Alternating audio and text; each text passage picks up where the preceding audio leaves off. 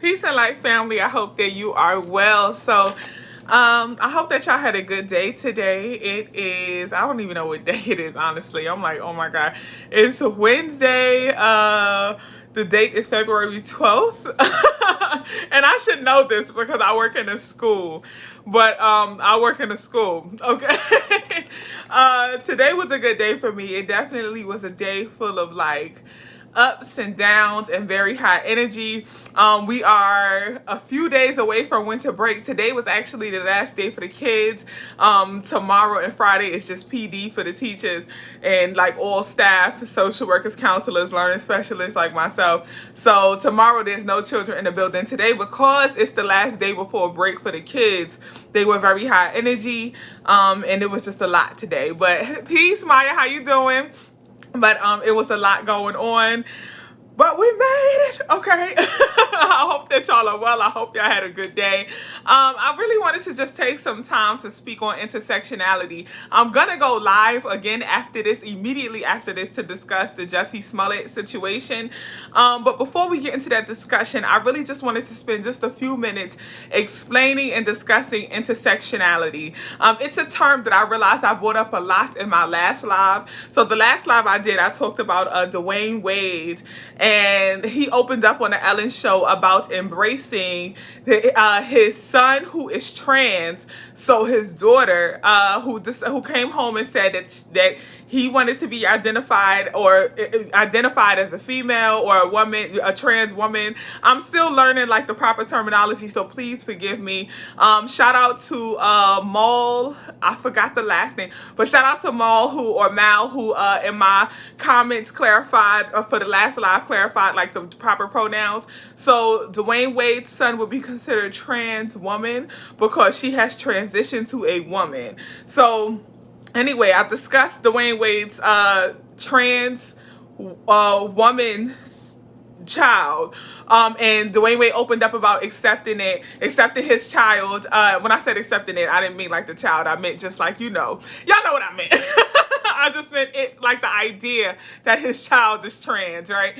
So he opened up on the Ellen show and having that discussion yesterday. I'm not going to rehash it because it lasted for like 45 minutes, and the comments were real. Like I went back and looked at some of the comments on the live chat. I went back, peace and love. I went back and looked at some of the comments on the video, and people have really, really strong views about this. And the main view that I realized that people have,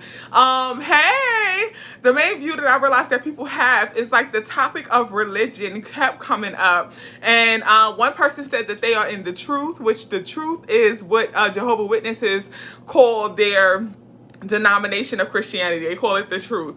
So someone said that they were in the truth and that God said that this is wrong. There was another person who spoke on being Christian and mentioned that the Bible says that this is wrong. And I really, like in the last video, I kept talking about intersectionality, but I really want to like help us understand what intersectionality means. Thank you so much. I appreciate that. I do love the crowd. I absolutely love it. Hey, that's him.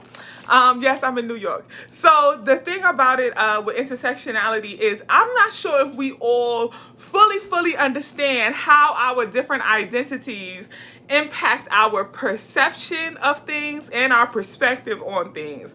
So when I speak on intersectionality just simply is the way that we identify ourselves in various social constructs and how those various identities impact each other and impact our perception as well as our perspective on different topics, situations, and things.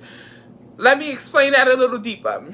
So the way we identify ourselves in certain social constructs are basically like group categories that society has collectively agreed upon and defined. For example, class is a social construct. Society has decided that if you make this amount of money, if your household has this amount of income, you are either low class, lower middle class, upper middle class, lower upper class, or upper class, right? So we have these class categories or based on socioeconomic status or how much you make. That is one identity. Then you have the identity of ethnicity. Are you black? If you are black, what type of black are you? Are you African American? Are you South African American? Are you South African? Are you Ghanaian? Are you Afro-Latina? What type of black are you, right? If you're Latina, are you Puerto Rican? Are you Dominican? Are you like, what type of Latina or Latino are you, right? If you're Asian, the different categories and variations of Asian, specifically, how do you identify?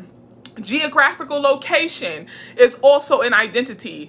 For example, for black folks, how you manifest as a black person from the South may show up a little different than how you manifest as a black person coming from the North or from the West, or a black person growing up in Haiti, or a black person growing up in Panama or Puerto Rico or DR, or a black person growing up in Asia, or a black person like Kobe Bryant growing up in Italy. You know, so geographical location is also an identity. The point being is that in order to get a deeper understanding of exactly who we are, we have to first understand how we for ourselves choose to identify.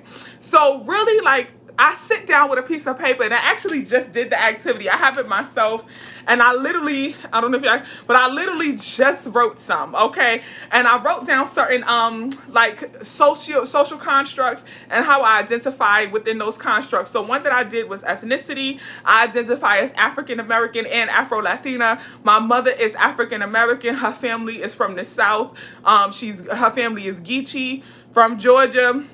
And they're black. My father is Latino, but he's Afro-Latino. My father is from Panama. His family is from Panama. They're from Cologne. Shout out to all my Afro-Latinos. So my father's family is from Cologne. My father, he is very, very Afro-Latino. He's Afro-Latino. So that's half of who I am. Religion, I identified as Afro-centered spirituality. I don't have a specific religion.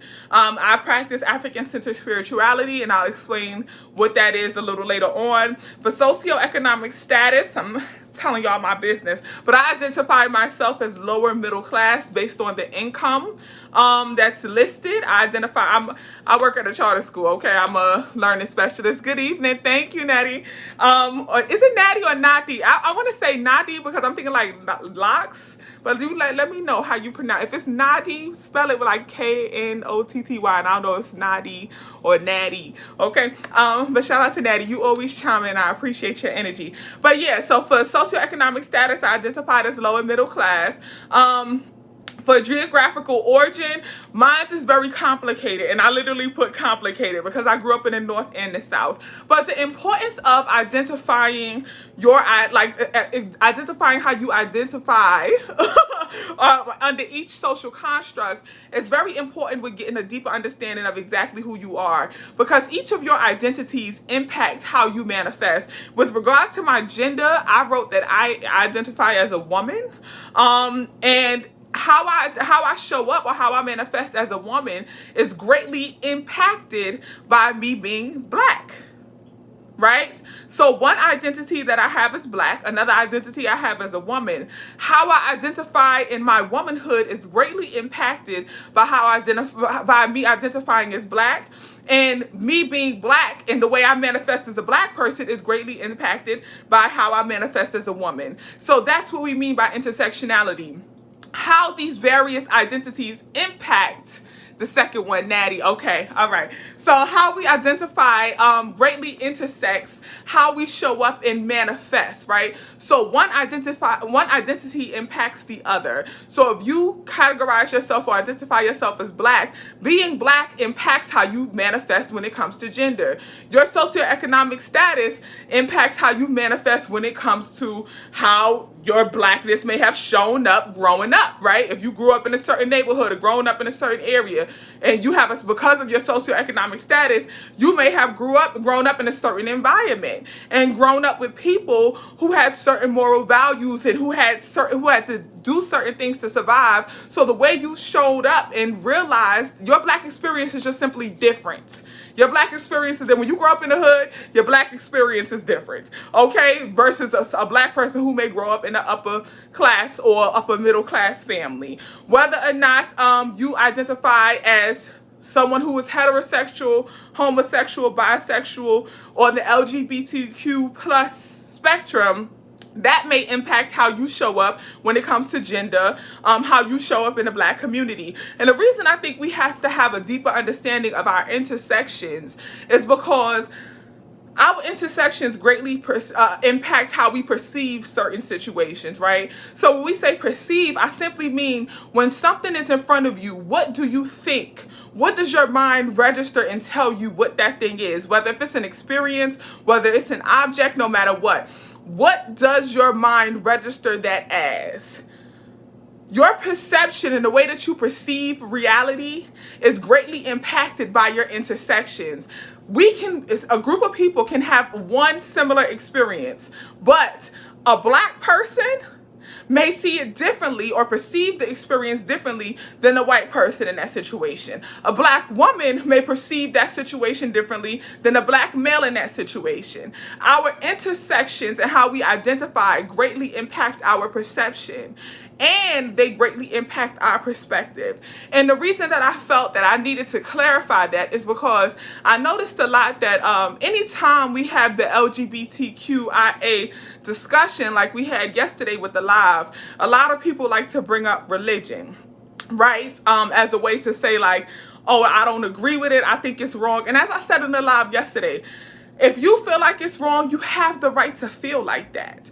But I just personally think and I feel that if you think it's wrong, then that means you don't live your life that way. However, I don't think that we have the right to tell other people how they should and should not live their lives. As long as they are not hurting or harming other people, I don't think that we should be able to tell people how to live their life. So to be dogmatic and say, I know that this is wrong and that's wrong, and use religion or weaponize religion, thank you, and weaponize religion as a way to attack other people, I don't think it's a fair thing to do. Because if we truly pay attention to our intersections, we will see that our religion, the way you identify when it comes to religion, has an impact on your identity of blackness, right? So if you are black and Christian and you truly, truly believe in the Bible, how you perceive Christianity will impact how you perceive your black community, right? Because if we're talking about the LGBTQIA community and you are using religion to say, oh, this is wrong and we should not accept this, then how is that impacting your desire to build the black community? If you want to build the black community with this identity, but then you're rejecting people in the black community because of this identity, that's a contradiction of sorts. So we have to be very careful and ensure that we understand our intersections so that we can ensure that we are not fully contradicting ourselves when it comes to reaching the ultimate goal, which is to build and better. I would hope to build a wellness-centered community and to ensure that we leave it better than we found it when we showed up on this planet. I would hope that that's the goal. So if that is the goal, the way you identify under the category of religion, we have to be sure that that is not completely contradicting and is detrimental to your identity as a black person. Okay, so when we speak on intersectionality, really truly sit down with that pen and paper and write down those categories: race, gender, sexuality, religion, socioeconomic status, so on and so forth, and write down how you identify in each category. And then ask yourself, how does my identity in this section of race or ethnicity impact my gender identity? How does my religion identity impact my ethnic identity? How does my socioeconomic status identity impact my gender or my ethnic identity? And see also how all of those identities impact the way that you perceive, things and the way that your perspective on certain situations and certain ideas. Okay, so really, like, that's a self activity to get a deeper understanding of who you are and how you choose to manifest in this world and in this movement. My baby gonna be like Tupac. That's funny. But yeah, like, that's just an idea that I wanted to throw out there, is for us to get a deeper understanding of intersectionality. And we are all walking contradictions. I say that all the time. Like, we are all walking contradictions. But I just don't like to weaponize any aspect of my identity against anyone else. Kelly made a good point yesterday in the live chat. Kelly Parker, shout out to Kelly. I love her. Kelly made a good point in the live chat yesterday where she said, when you are, basically, I'm summing up what she said, but she was like, when you are focused on bettering yourself and understanding your energy and really, like, honing in on your energy, you don't even have time to be focused on other people's choices that much, because you're so focused on being a better you. So understanding your own intersections and understanding your own personal rights and wrongs, you kind of decrease the possibility of being dogmatic and being less empathetic towards other people, because you see a lot of yourself in other people.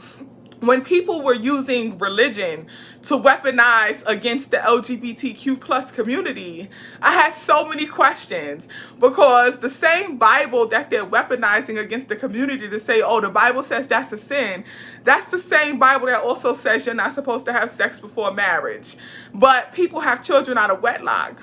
That's the same Bible that says that you shouldn't be living with someone without being married to them. But these are the same people who have live-in spouses. And I'm not saying that any of this is wrong. But what I am saying is, you cannot weaponize one part of the Bible to feed the agenda that doesn't apply to you. Okay?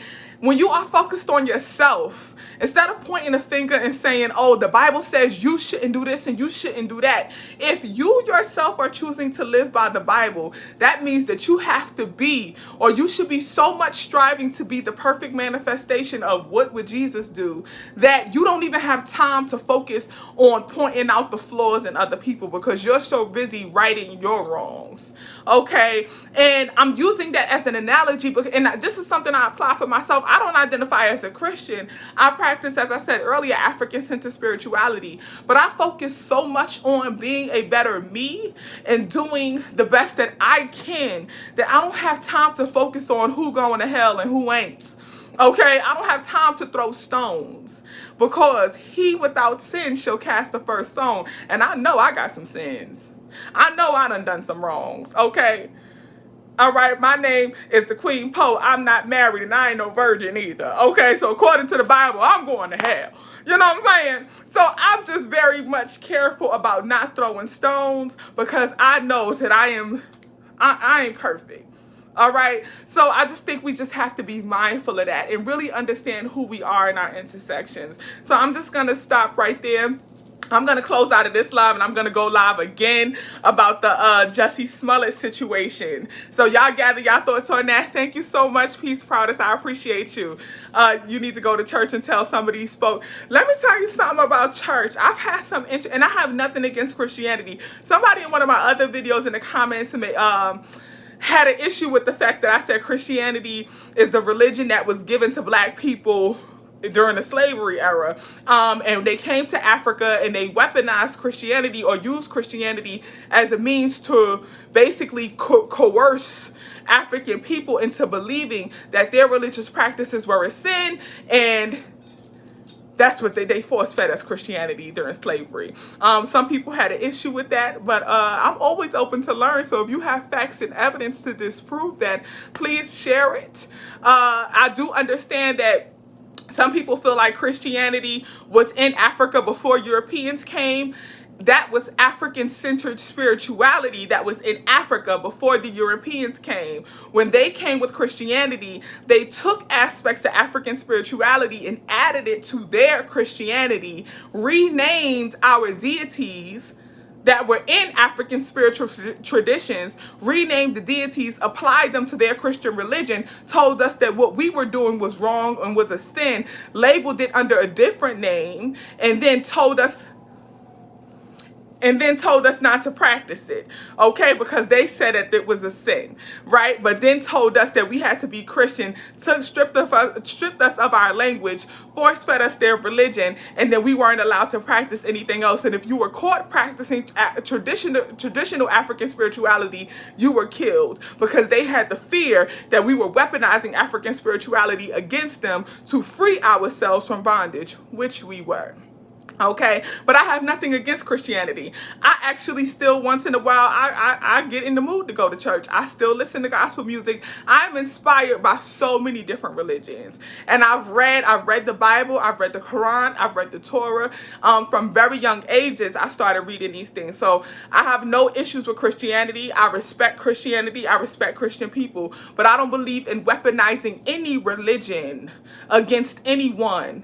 Those are manuals that are meant, or holy books that are meant for you to apply to yourself and that you should live by. That's just my personal belief. But when it comes to going to the church, okay, I choose not to go to the church and tell people in the church how they should feel, because I don't believe we should tell anybody in the church how to feel. I just believe that we should, however, encourage people to love each other, regardless. Love each other and understand that we are all guilty in one way or another, and we are all innocent in some way or another. I choose to see myself in you and to see you in me. And that's why we could love, okay? But I'm about to exit out of this live, and I'm going to go live again about the Jussie Smollett situation. Y'all let me know how y'all feel about that in the next live. He was indicted again on 6 counts of various charges, but basically making a false report, disorderly conduct, and all kind of stuff. They got a special prosecutor, y'all, to come back for Jussie Smollett. So y'all let me know how y'all feel about that. I'm about to exit out of this and go live again real quick. Thank y'all for joining. Peace and light. Love y'all, family. See y'all in like 2 minutes. Peace. I think it's best to open up other walks of life. Absolutely. I'm a little hot tonight. Okay. All right, y'all. I'm about to go live again. Okay. Peace, y'all.